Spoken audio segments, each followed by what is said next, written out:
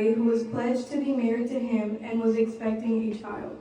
While they were there, the time came for the baby to be born, and she gave birth to her firstborn, a son. She wrapped him in clothes and placed him in a manger because there was no guest rooms available for them. And there were shepherds living out in the fields nearby, keeping watch over their flocks at night. An angel of the Lord appeared to them, and the glory of the Lord shone around them, and they were terrified. But the angel said to them, "Do not be afraid. I bring you good news that will cause great joy for all the people. Today, in the town of David, a Savior has been born to you. He is the Christ, the Lord. This will be a sign to you.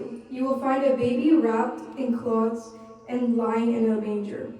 Suddenly, a great company of the heavenly hosts appeared with the angel, praising God and saying, "Glory to God in the highest, and on earth peace to those on whom his favor rests."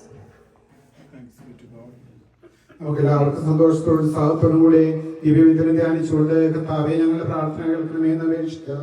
കർത്താവേ ഞങ്ങളുടെ പ്രാർത്ഥന കേൾക്കണമേ. ഭൂമിയിൽ നല്ല മനസ്സുള്ളവർ സമാധാനം വാഗ്ദാനം ചെയ്ത കർത്താവേ, ഈ കുടുംബാംഗങ്ങൾക്ക് വേണ്ടി ശാന്തിയും സൗഹൃദവും നൽകണമെന്ന് ഞങ്ങൾ പ്രാർത്ഥിക്കുന്നു. കർത്താവേ ഞങ്ങളുടെ പ്രാർത്ഥന കേൾക്കണമേ.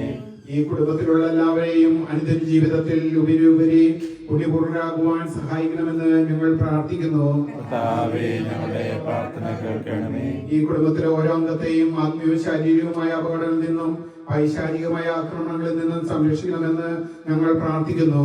കർത്താവേ ഞങ്ങളുടെ പ്രാർത്ഥന കേൾക്കണമേ. നമുക്ക് പ്രാർത്ഥിക്കാം.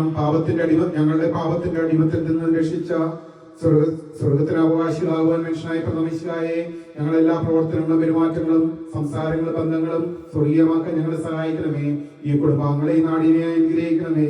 സകലത്തിന്റെയും നാഥായ എന്നേക്കും ആമേൻ. അടുത്തത് നമ്മുടെ ഷിബുവൻ ശാന്തിയുടെ വീട്ടിലേക്ക് പോകുന്നത് അച്ഛന്മാർ രണ്ടുപേരും ജോയിൻ ചെയ്യുന്ന പറഞ്ഞിരുന്നത്.